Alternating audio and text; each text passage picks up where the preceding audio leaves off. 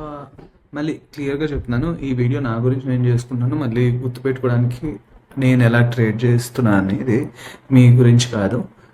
And తెలుగులో ఎందుకు చేస్తున్నా అంటే చాలా ఫాస్ట్గా నాకు బ్లాగ్ చేయటం ఈజీ అయిపోతుంది. నేను ఎక్కువ స్ట్రెస్ చేసుకోక్కర్లేదు. అండ్ ఎడిటింగ్ కూడా అంత ఎక్కువ చేయట్లేదు తెలుగులో అయితే. సో అందుకని చేస్తున్నాను. సో ఇప్పుడు ఏమవుతుందంటే ఫస్ట్ ఈ ట్రేడ్ ఏదైతే చేశానో ఇది చాలా ఇంపార్టెంట్ ట్రేడ్ నాకు. సో ఎలా చేశాను, ఎందుకు చేశాను అనేది క్లియర్ ఎక్స్ప్లెయిన్ చేస్తాను. ఏంటంటే ఫస్ట్ మనం చేసింది ఏంటంటే ఇక్కడ ఫస్ట్ ఎండసెండ్లో ఏం జరిగింది, ఫస్ట్ ఒక బేసిక్ ఫ్రాడ్ లాంటి thing, but not exactly fraud type లాగా కాదు. ఇక్కడ ఏమైందంటే ఫస్ట్ డెరివేటివ్ ట్రేడింగ్ అనే ఒక ట్రేడింగ్ ఉంటుంది. మొత్తం ఇన్ డెప్త్ ఎక్స్ప్లెయిన్ చేయను, కానీ ఏం చేస్తారంటే బేసిక్గా ఏ బ్యాంక్స్ అయినా వాళ్ళు ఫారెక్స్ రెమిటెన్సెస్ తీసుకుంటారు. అంటే మీకు యూఎస్ నుంచి ఇండియా పంపించడం, ఇండియా నుంచి యూఎస్ పంపించడం. అప్పుడు ఏం చేయాలంటే ఒక బ్యాంక్ కరెన్సీలో ట్రేడింగ్ చేస్తూ ఉంటారు. ఇప్పుడు ఏం చేసిందంటే ఇండస్ఇండ్ దానికి ఒక సెపరేట్ ఆర్గనైజేషన్ పెట్టింది. ఆ ఆర్గనైజేషన్ ఈ ట్రేడ్స్ని ఎగ్జిక్యూట్ చేస్తూ ఉంటుంది. ఇక్కడ ఏమైందంటే వాళ్ళకి లాస్ వచ్చింది దానిలో ఆ పర్టికులర్ ట్రేడింగ్. అంటే ఏంటంటే మనకి ఏం చేస్తారంటే అక్కడ లెట్స్ సే వాళ్ళు పంపించారు, ఆ రోజు dollar rate 85 rupees, next day ఇక్కడికి వచ్చేసరికి 86 రూపీస్ అయిపోయింది. వీళ్ళు ఏమనుకుంటారంటే డాలర్ రేట్ తగ్గింది అని హెడ్జ్ చేస్తూ ఉంటారు. అంటే షార్ట్ చేయటం, లాంగ్ చేయటం ఏదో ఒకటి చేసి దాని తర్వాత 86 రూపీస్ ఏదైతే ఉందో difference amount, over night amount, అది మనకి పే చేయాలి. ఇప్పుడు ఏమైందంటే ఇలాంటి అమౌంట్స్లో వీళ్ళకి పెద్ద లాస్ వచ్చింది. అదేంటి క్లోజ్ టు 2000 crores అనేది అనుకుంటున్నారు. ఇంకా కంప్లీట్గా రివీల్ అవ్వలేదు. కానీ ఇది ఏంటంటే ఇలాంటి ఇన్ఫర్మేషన్ ఆల్రెడీ మెన్షన్ చేశారు ఇది అవ్వచ్చు అని. కానీ ఏంటంటే ఇక్కడ కొన్ని కార్పొరేట్ గవర్నెన్స్ ఇష్యూస్ ఉన్నాయి. కార్పొరేట్ గవర్నెన్స్ అంటే మళ్ళీ సింపుల్గా చెప్పాలంటే, అంత డీటెయిల్గా చెప్పను, సింపుల్గా చెప్పాలంటే మనకు ఒక కంపెనీ మీద ట్రస్ట్ ఉంటుంది. బ్యాంక్స్ స్పెసిఫిక్గా బ్యాంక్స్ అంటే మన డబ్బులు పెడితే సేఫ్గా ఉంటాయి అనేది. కానీ ఇక్కడ ఏమైంది, ఇన్వెస్టర్స్కి ఏం ట్రస్ట్ ఉంటుంది, ఈ బ్యాంక్ బాధ్యతగా వేరే వాళ్ళకి డబ్బులు ఇచ్చి ఆ డబ్బులు రిటర్న్ చేస్తారు. ప్లస్ వేరే బ్యాంక్ దగ్గర డబ్బులు ఉంటాయి కాబట్టి వాళ్ళు దాన్ని ప్రాపర్ ఇన్వెస్ట్మెంట్స్లో ఇన్వెస్ట్ చేసి వాళ్ళు రిటర్న్ సంపాదించి ఇన్వెస్టర్ డబ్బులు ఇస్తారు. ఇది simple logic of a bank. ఇప్పుడు ఏమైందంటే ఇక్కడ వాళ్ళు ఇది చేయటం వేరే ఎంటిటీతో చేశారు. That is not a problem. కానీ ఏంటంటే 3000 crores అన్నారు, లాస్ 2000 crores వరకు వచ్చింది. ఇంకా కొన్ని వేరే ఇవి డిస్క్లోజ్ చేయడానికి ఉంది, అవి ఇంకా డిస్క్లోజ్ చేయాలి, ఇంకా చేయలేదు అనుకుంటా. బట్ అల్టిమేట్గా ఏంటంటే ఇక్కడ అదేమైందంటే ఆ అమౌంట్ డిస్క్లోజ్ చేసింది ఏదైతే ఉందో అది ఒక కార్పొరేట్ గవర్నెన్స్ ఇష్యూలా వస్తుంది. ఎందుకంటే క్లియర్గా వేరే ఎంటిటీ నుంచి అయింది, అది ఒక సబ్సిడరీ ఎంటిటీ నుంచి, అది కాదు. మెయిన్ పాయింట్ ఏమైందంటే CEO ఎవరైతే 3 yearsకి వాళ్ళకి పర్మిషన్ అడిగారో CEOకి కంటిన్యూటీ, ఇంకా RBI ఏం చెప్పిందంటే 1 year CEO అవ్వచ్చు నువ్వు అని చెప్పింది క్లియర్గా. ఇదంతా బ్యాక్ స్టోరీ, ఇదంతా జరుగుతుంది. ఇప్పుడు ఏమైందంటే CEO ఏం చేశాడు, ప్రజెంట్ CEO ఇంకా CEO హైయెస్ట్ పాయింట్లో ఎప్పుడైతే స్టాక్ 1500లో ఉందో అప్పుడు షార్ట్ చేశాడు. ఇద్దరు CEO అండ్ ex-CEO ఇద్దరు షార్ట్ చేశారు. షార్ట్ అంటే వాళ్ళ దగ్గర ఉన్న స్టాక్ ఏదైతే ఉందో టోటల్ అమౌంట్ 30 crores ఎంత ఉంది వాళ్ళ దగ్గర, అది వాళ్ళు సెల్ చేసేసారు మొత్తం అంతా. ఇక్కడ వాళ్ళు సెల్ చేశారు అంటే వాళ్ళకి క్లియర్గా ఇన్ఫర్మేషన్ ఉంది అండ్ ఇన్వెస్టర్స్కి ఎవరికి చెప్పలేదు. సో ఇప్పుడు స్టాక్ వాల్యూ ఏమైంది, సగం పడిపోయింది. అంటే 1500లో ఉండే స్టాక్ ప్రైస్ మనకి ఎంతకి పడింది, 600కి పడింది. అంటే ప్రజెంట్ మార్కెట్ క్యాప్లో చూసుకుంటే 52,000 crores పడిపోయింది. 1 lakh crores ఉండేది 52,000 crores, అంటే అంత డ్రాస్టిక్గా పడింది. ఇప్పుడు ఈ కార్పొరేట్ గవర్నెన్స్ రీటైల్ ట్రేడర్స్కి పట్టదు యాక్చువల్, అంటే ఎక్కువ మంది రీటైల్ ట్రేడర్స్ పట్టదు. ఇప్పుడు షేర్ హోల్డింగ్ ప్యాటర్న్ చూద్దాం ఎలా ఉంది అనేది. షేర్ హోల్డింగ్ ప్యాటర్న్లో ఏమైందంటే ఇక్కడ చూస్తే కూడా మీరు అదర్స్లో అంటే వేరే ఎవరైతే ఉన్నారో షేర్ హోల్డర్స్ రీటైల్లో 15.6% ఉన్నారు. And at the same time mutual fund చూసుకుంటే 30% ఉన్నారు, FIS చూసుకుంటే 25.6 ఉన్నారు. అండ్ ప్రమోటర్స్ వీళ్ళందరూ కూడా వాళ్ళకు కూడా ఉంది. కానీ వాళ్ళందరూ ప్రమోటర్స్ ఎవరైతే ఉన్నారో యాక్చువల్ ప్రమోటర్స్ వాళ్ళు హిందూజా గ్రూప్, అంటే అది one of the trusted group. వాళ్ళు యూకేలో ఉంటారు, బట్ మొరేషియస్లో అన్ని ఎంటిటీస్ ఉన్నాయి. కానీ it is a trusted group. అందుకనే ఇండస్ఇండ్కి ఇంకా ఆ హిందూజా వాళ్ళ పేరుంది కాబట్టి బ్రాండ్ కొంచెం ఇండస్ఇండ్ ట్రస్ట్ చేశారు ఎప్పుడైతే లాంచ్ అయిందో. ఇప్పుడు దట్ ఈస్ రిలవెంట్. ఇప్పుడు ఇది ఏమవుతుందంటే ఇది చాలా ఇంపార్టెంట్. ఇక్కడ ఈ ట్రేడ్ తీసుకోవడంలో ఇది చాలా ఇంపార్టెంట్. కార్పొరేట్ గవర్నెన్స్ ఎప్పుడైతే షేర్ హోల్డర్స్ అదర్స్ ఉన్నారో, ఎప్పుడైతే రీటైల్ ఉన్నారో అంత పట్టించుకోవాల్సిన అవసరం లేదు. ఇక్కడ ఏమైంది 50% కంటే ఎక్కువ మ్యూచువల్ ఫండ్స్ ఉన్నాయి. 50% కంటే మొత్తం అంతా కలిపి 50 mutual fund plus SFI plus DII మొత్తం అందరూ కలిసి ఇన్సూరెన్స్ కంపెనీస్ అన్నీ కలిపి ఆల్మోస్ట్ 60% దాటేసింది. ఇప్పుడు ఏంటంటే మనం ఎవరైతే ఇన్స్టిట్యూషనల్ ఫండ్ ఉన్నారో వాళ్ళు సెల్ చేయాలి. ఆబ్వియస్గా ఇంత కార్పొరేట్ గవర్నెన్స్ వాళ్ళు చాలా సీరియస్గా తీసుకుంటారు, సో సెల్ చేయాలి.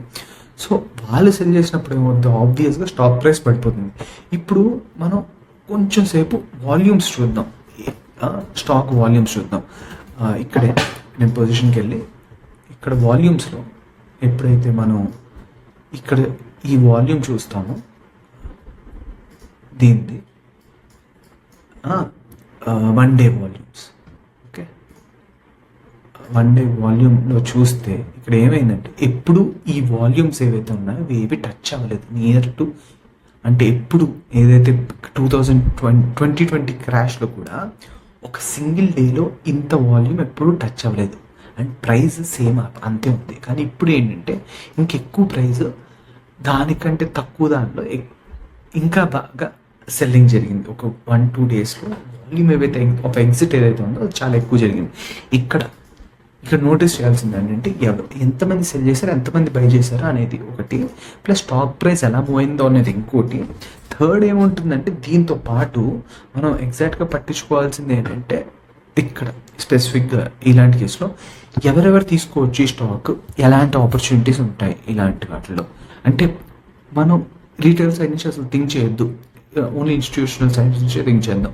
ఇక్కడ ఏమైందంటే ఫస్ట్ మనం చూడాల్సిందే ఆర్బిట్రేజ్ ఫండ్స్ మ్యూచువల్ ఫండ్స్లో ఒక టైప్ ఆఫ్ ఫండ్స్. వీళ్ళు ఏంటంటే ఇలాంటి ఆపర్చునిటీస్ని చాలా ఎక్కువ చూస్తారు. సో మనం కూడా అలాంటి ఆపర్చునిటీస్ని చూద్దాం. కానీ ఇక్కడ ఏమైందంటే ఈ స్పెసిఫిక్ బ్యాంక్ ఏదైతే అయ్యిందో ఇది మనం చూస్తే ఇక్కడ చూడండి, ఇది బ్యాన్లో ఉంది ఇప్పుడు. అంటే ఆ రోజే చాలా ఎక్కువ మంది దాన్ని ట్రేడ్ చేసేసారు. సో ఇక్కడ ఇది ఏదైతే ఉంటుందో చాలా ఇంపార్టెంట్ అవుతుంది. ఆ రోజు అమ్మిన పాయింట్ ఏదైతే ఉందో, సో బ్యాన్లో ఉంది కదా, దానికి ఒక రోజు ముందు ఏవైతే ట్రేడ్స్ అయ్యాయో, అంటే ఈ రోజు అన్ని ఆర్బిట్రాజ్ ఫండ్స్ లేకపోతే ఆప్షన్ ట్రేడింగ్ ఫండ్స్ ఏవైతే ఉంటాయో వాళ్ళు ఆ రోజే పొజిషన్స్ ఎక్కువ తీసుకున్నారు.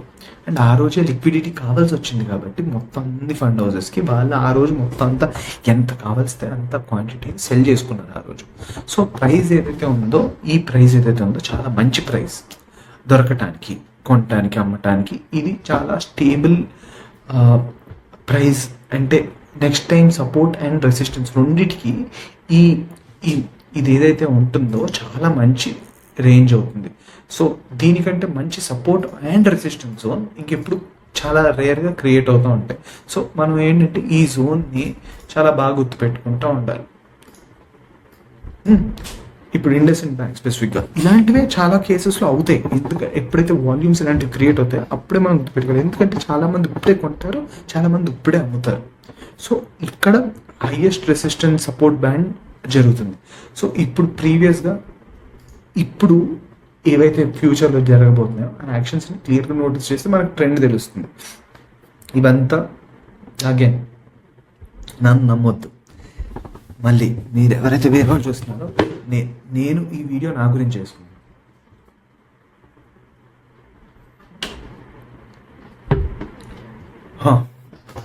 సో ఇప్పుడు వీళ్ళు అమ్ముతున్నారు కాబట్టి ఇప్పుడు నేను ట్రేడ్ ఎలా చేశానని చెప్తున్నాను. ఈ ట్రేడ్ చూసి మీరు పులిని చూసి నక్కవాత పెట్టుకున్నా, లేకపోతే కుక్క చూసి నక్కవాత పెట్టుకున్నా, ఏదైనా మీరు ఒక తీసుకుని మీరు అలా పెట్టుకుంటే నాకు సంబంధం లేదండి. సింపుల్గా నేను చెప్పేది ఏంటంటే క్లియర్గా ఇది నా ట్రేడ్, నా రిస్క్. మీరు తీసుకుంటారు. ఫస్ట్ ఆఫ్ ఆల్ మీరు తీసుకోలేరు పొజిషన్, ఎందుకంటే ఇది బ్యాన్లో ఉంది. నేను బ్యాన్ కంటే ముందే తీసుకున్నాను కాబట్టి ఇప్పుడు నేను ఆ పొజిషన్ ఎక్స్ప్లెయిన్ చేస్తాను. ఫస్ట్ నేను ఏం చేశానంటే అది ఎప్పుడైతే కార్పొరేట్ గవర్నెన్స్ వస్తుందని తెలుస్తుందో అప్పుడు ఇమీడియట్గా 2 lots I bought puts. Puts అనేవి కొన్నాను. సో దీంతో ఏమైందంటే స్టాక్ మూవ్ అయింది. ఆల్మోస్ట్ నేను 720లో ఇక్కడ కొన్నాను, ఇప్పుడు దీనికి వచ్చేసింది. కానీ నాకు ఒకటి అనిపించింది, కార్పొరేట్ గవర్నెన్స్ ఎంతైనా ఉండొచ్చు, కానీ ఈ ఆపర్చునిటీ ఏదైతే ఉందో స్టాక్ ఆపర్చునిటీ, యాక్చువల్గా బ్యాంక్లో డబ్బులు పెట్టిన వాళ్ళకి ఏం లాస్ అవ్వదు దీనివల్ల, ఎందుకంటే ఇది negligible amount to the bank. ఎందుకంటే వీళ్ళు బుక్ వాల్యూ ఏదైతే ఉందో దీనికంటే మంచి బుక్ వాల్యూ ఉంది. సో అండ్ అసెట్ ఇది ఏంటంటే ఇక్కడ దీని ఏమంటారు ఎగ్జాక్ట్గా మర్చిపోయాను, క్యాపిటల్ టు రిస్క్, అది కాదు, రిస్క్ క్యాపిటల్ ఏదో ఒక ఒక ఒక అడిక్వసీ రేషియో ఉంటుంది. సో వీళ్ళు ఎంత రిస్క్ చేశారు అనేది క్యాపిటల్ అడిక్వసీ రేషియో ఏదో ఏదో ఒక టర్మ్ ఉంటుంది, that with is basically which signifies bank దగ్గర ఎంత డబ్బులు ఉన్నాయి ఒకవేళ ఇలాంటి రిస్కీ అసెట్స్లో పెట్టడానికి.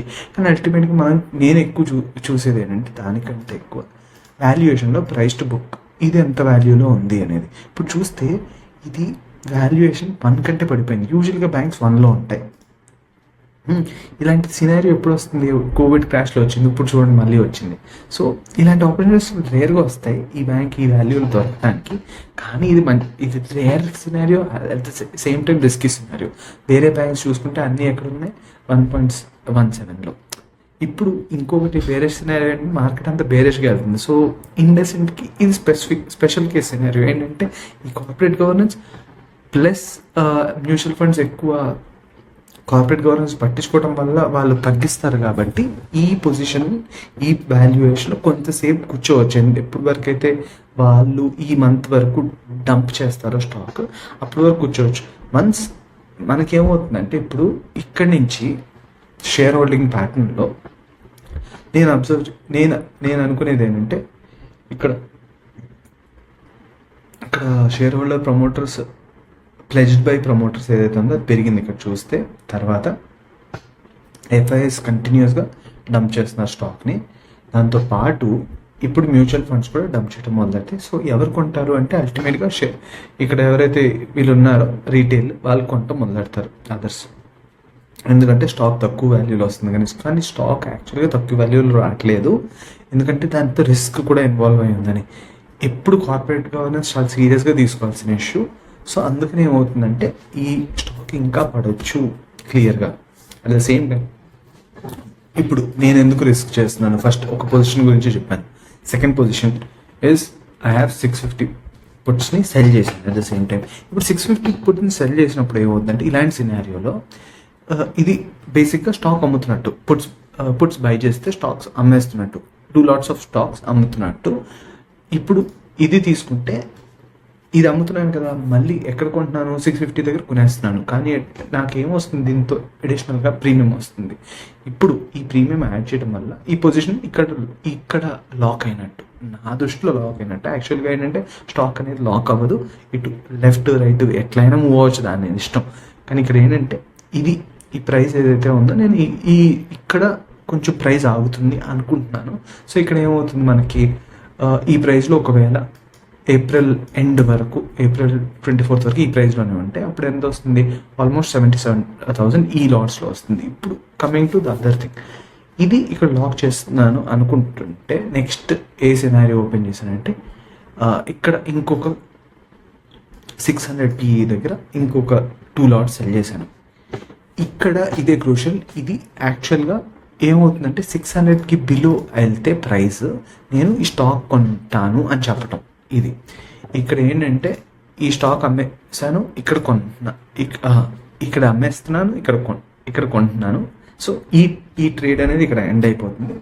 ఇప్పుడు ఇక్కడ కొంటున్నాను అనేది ఉంటుంది కదా. సో ఇప్పుడు దీనికంటే వాల్యూ కిందకి వెళ్తే నాకు అప్పుడు లాస్ రావటం మొదలవుతుంది. సో ప్రాఫిట్స్ అనేవి క్లోజ్ ఎక్కడ అయిపోతాయి అంటే 480 దగ్గర అయిపోతాయి. ఇప్పుడు 480 అంటే ఇక్కడ లాట్ ఒక్కొక్కటి 500 లాట్, సో టోటల్గా 2 lots అంటే 1000. సో 480 దగ్గర వస్తే నాకు ఎంత 4,80,000కి నాకు స్టాక్ దొరుకుతుంది.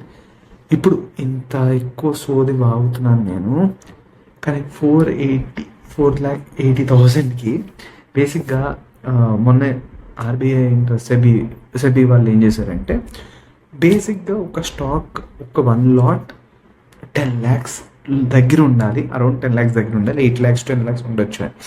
ఇప్పుడు ఏమైతుందంటే ఈజీగా ఒక లాట్ ఏదైతే ఉందో చాలా తక్కువ వాల్యుయేషన్లో వస్తుంది. సో నేనేం చేయొచ్చు అంటే తక్కువలోనే ఈ తక్కువ లాట్స్లో ఫస్ట్ ఫండమెంటల్గా స్టాక్ రిస్క్ ఉన్నా నేను ఏమనుకున్నాను అంటే వాల్యుయేషన్ తక్కువ ఉంది కాబట్టి తీసుకోవచ్చు ఆ రిస్క్ అనేది. సెకండ్ ఏంటంటే హెడ్జ్ చేసుకుంటా ఆ రిస్క్ని.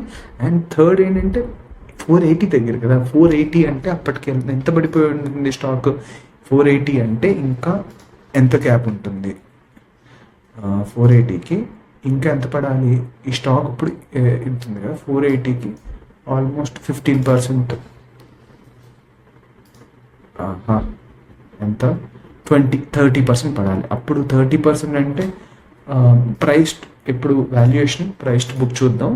ప్రైస్డ్ బుక్లో ఎంత అవుతుంది అప్పుడు? ఇప్పుడు 1.8 ఉంది, 1.8 ఇంటూ 0.7, అప్పుడు 0.56 అనేది ప్రైస్డ్ బుక్ అవుతుంది. అప్పుడు క్లోజ్ టు 0.56, అదే అవుతుందో లేదో తెలియదు కానీ ఎగ్జాక్ట్గా 0.6 అనుకుందాం. బేసిక్గా 0.6లో మనకి ఈ స్టాక్ దొరుకుతుంది, which is better then the valuation. Last 10 yearsలో ఎప్పుడు ఆ వాల్యుయేషన్లో రాలేదు. సో బేసిక్గా ప్రైస్లో తీసుకున్నట్టు స్టాక్. సో ఆ రకంగా నేను ఏమనుకుంటున్నానంటే ఇది బెటర్ వాల్యుయేషన్కి కొంటున్నాను. ఎందుకంటే ఆ టైంలో రిస్క్ ఏంటంటే కోవిడ్ వల్ల మొత్తం ఎకనామీ డ్యామేజ్ అవుతుంది. అంత రిస్క్ ఇప్పుడు ఉందంటే లేదు. కానీ కార్పొరేట్ గవర్నెన్స్ వల్ల ఈ స్టాక్ అక్కడ ఈ మంత్ నెక్స్ట్ మంత్ అక్కడే రేంజ్లో ఉండొచ్చు. ఎవరు ఎక్స్ట్రీమ్గా పుష్ చేయరు ఈ స్టాక్ని ఎత్తుకునేద్దాం అని. సో అందుకని నేను ఈ స్టాక్లో ఈ పొజిషన్ తీసుకున్నాను. సో దీనివల్ల ఏమవుతుందంటే బేసిక్గా I'm also again short on IndusInd, but not for prolong time. And I'm also seeing it as a buying opportunity ఎప్పుడు when it's coming between this ranges. So ఒకవేళ 600 నుంచి 650 రేంజ్లో ఉంటే అది మంచి బయింగ్. కానీ ఇక్కడ వేరే కూడా చూడాల్సింది ఏంటంటే ఇక్కడ నేను చూడాల్సింది నెక్స్ట్ మంత్ ఎవరెవరు ఎక్కడ బెట్ చేశారు అని. ఈ ఓపెన్ ఇంట్రెస్ట్ ఏదైతే ఉందో ఇది చాలా ఇంపార్టెంట్. ఓపెన్ ఇంట్రెస్ట్ ఇక్కడ ఎవరైతే ఇక్కడ పుట్స్ అనేవి ఈ సినారియోలో చాలామంది పుట్స్ కొంటున్నారు.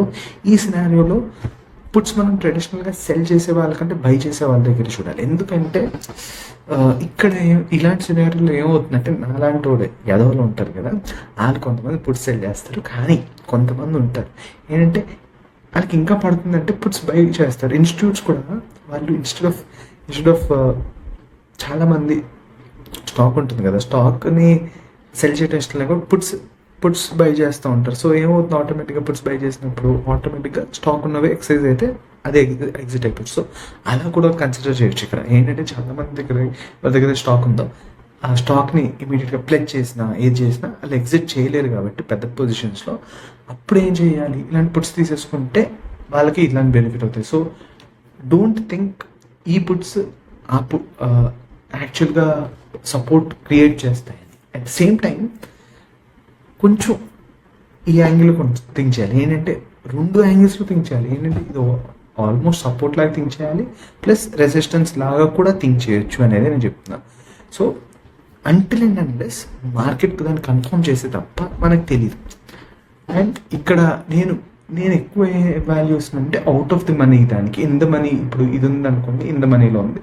కానీ నేను ఏం చేస్తున్నాను అంటే అవుట్ ఆఫ్ ద మనీ 600 అనేది మంచి రౌండ్ ఫిగర్ కాబట్టి నేను అనుకోవటం 600 కొంచెం నిజంగానే యాక్చువల్గా సెల్ చేసి ఉండొచ్చు అనేది. ఎవరైతే ఇక్కడ పుట్స్ బై చేస్తున్నారో లేకపోతే ఎవరైతే వాళ్ళు ఇక్కడ హెడ్జ్ చేయడానికి ఈ వాల్యూ పెట్టుకోవచ్చు అని ఆ రోజు పొజిషన్స్ తీసుకుండొచ్చు అని అనుకుంటున్నా. So this is a safer zone. 600 ఏదైతే ఉందో సేఫర్ జోన్. ఇక్కడ ఏమైందంటే అందరూ కాల్ సెల్ చేసే వాళ్ళు కూడా అల్టిమేట్గా ఏం చేస్తారు, ఎందుకు సెల్ చేస్తున్నారు కాల్స్ అంటే స్టాక్ని ఎగ్జిట్ చేసుకోవడానికి కదా కాల్ సెల్ చేసేది. సో వాళ్ళు ఏం చేస్తున్నారంటే ఆల్రెడీ పొజిషన్ ఉంటే కాల్స్ కంటిన్యూస్గా సెల్ చేస్తున్నారు. So institute has got an exit. ఎక్కడ 800 దగ్గర ఎగ్జిట్ అయ్యారు, 750 దగ్గర ఎగ్జిట్ అయ్యారు, 700 దగ్గర ఎగ్జిట్ అయ్యారు. మళ్ళీ ఇక్కడ ఎగ్జిట్స్ కనిపించట్లేదు మనకి. ఏంటి 650 దగ్గర, ఈ 8 దగ్గర. ఎప్పుడు ఏప్రిల్కి, మార్చ్ కనిపిస్తున్నాయి.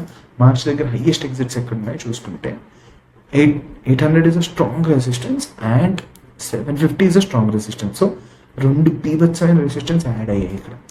ఇప్పుడు నేను ఇది చూస్తున్నాను 700 దగ్గర కూడా మ్యాసివ్గా యాడ్ అయ్యాయి.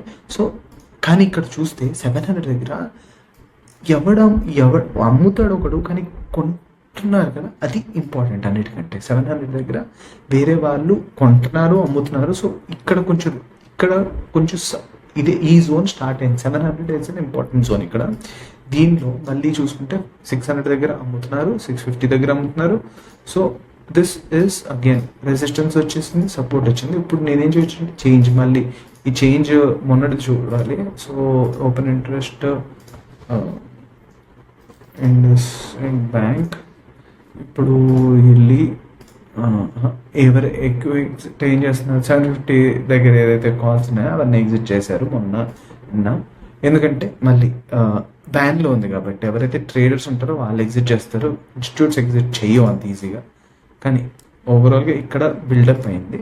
మొన్న 12లో 12 నుంచి ఇప్పుడు వరకు ఏం చేసిందంటే ఎక్కువ ఎగ్జిట్ చేసేది ఈ పొజిషన్స్ 600ది, 650ది, 700 ఎవరైతే ఆల్రెడీ, లేకపోతే ప్రాఫిట్ బుకింగ్ కూడా అయ్యి ఉండొచ్చు. ఎవరైతే ఆల్రెడీ పొజిషన్స్ ఉన్నాయో వాళ్ళు ప్రాఫిట్ బుకింగ్ కూడా చేసుకోవచ్చు. చాలా మందికి ఇన్సైడర్ న్యూస్ ఉంటుంది కాబట్టి చాలా మంది ఆల్రెడీ షార్ట్ చేసి పెట్టుకుని ఎగ్జిట్ చేసి ఉండొచ్చు ఈ పొజిషన్. సో బేసిక్గా ఏంటంటే మంచి పొజిషన్ ఈ రెండు. ఇప్పుడు ఇవన్నీ కాకుండా నెక్స్ట్ పొజిషన్,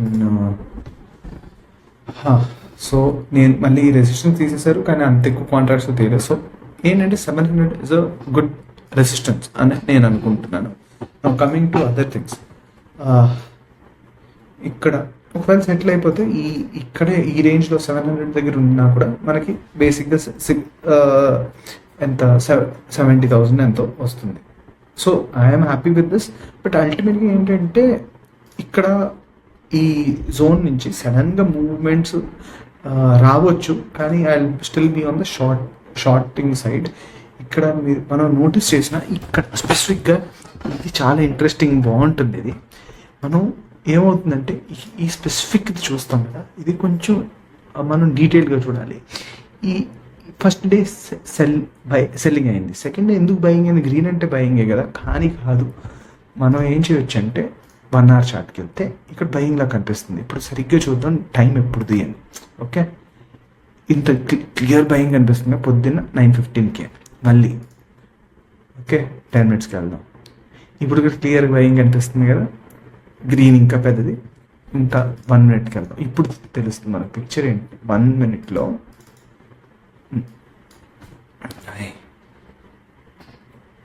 ఇది హైయెస్ట్ బయింగ్ ఉందా, సెల్లింగ్ ఉందా? అల్టిమేట్గా మనకి ఎక్కువ ఏముంది, సెల్లింగ్. చాలా ఎక్కువ మంది అప్పటికి సెల్ చేశారు. కానీ యాక్చువల్గా సెల్లింగ్ అంటే సెల్లింగ్ కాదు.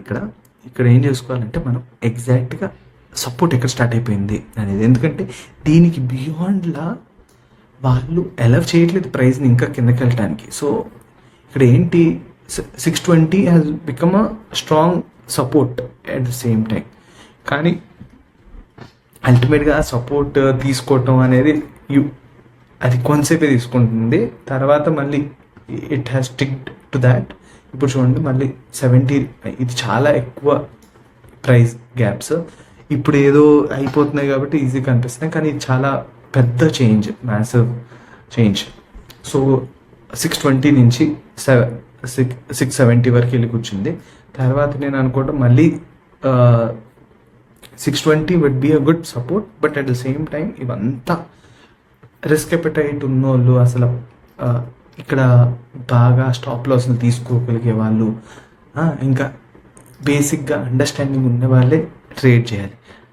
మీకు అండర్స్టాండింగ్ లేకుండా ఇవన్నీ నేను చెప్పే టర్మ్స్ బేసిక్ టర్మ్స్ అర్థమైనా, వీటికంటే మించి అర్థమైతేనే మీరు క్లియర్గా ఇలాంటి రిస్క్ తీసుకోండి. లేకపోతే ప్లీజ్ మీరు పర్సనల్గా సజెస్ట్ చేస్తున్నాను, చాలా మొత్తాన్ని ఇన్స్ట్రుమెంట్స్ క్లియర్గా A to Z అంతా తెలిస్తేనే ఇలాంటి రిస్క్ తీసుకుంటేనే బాగుంటుంది.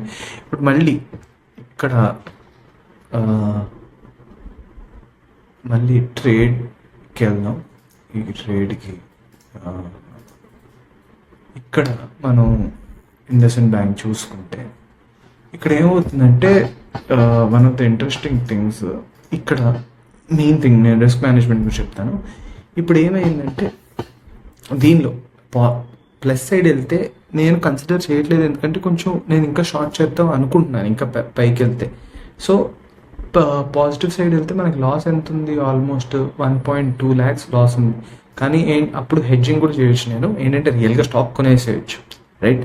అప్పుడు ఇది ఈ ప్రైస్ దాటితే స్టాక్ కొనటం కానీ ఏదో ఒకటి డెల్టా హెడ్జింగ్ చేసుకుని బేసిక్గా ఏదో ఒకటి చేసుకోవచ్చు. So I have that cash available. Nominal value ఏదైతే ఉందో దాని డబ్బులు ఉంటేనే మనం ట్రేడ్ చేయాలి, లేకపోతే ఈ నామినల్ లేకపోతే ఇలాంటి బ్యాన్ అయిన టైంలో నామినల్ వాల్యూ మన దగ్గర లేకుండా, హెడ్జ్ లేకుండా మనం డెల్టా హెడ్జింగ్ చేయలేం.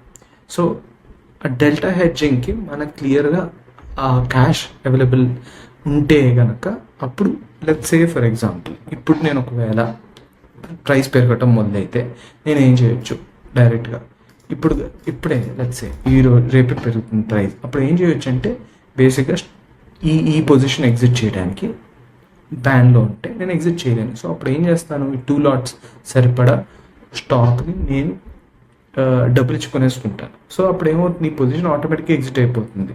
సో ఇలాంటి కొన్ని అంటే మళ్ళీ నేను ఇదే చేస్తానని కాదు, జస్ట్ ఒక ఎగ్జాంపుల్ చెప్తున్నాను. సో ఈ రకమైన థింగ్స్ మనం ఫాలో అయితే దానికి అకార్డింగ్గానే మనకి ఫస్ట్ నన్ను ఫాలో అవ్వద్దు అనేది క్లియర్గా చెప్పేది.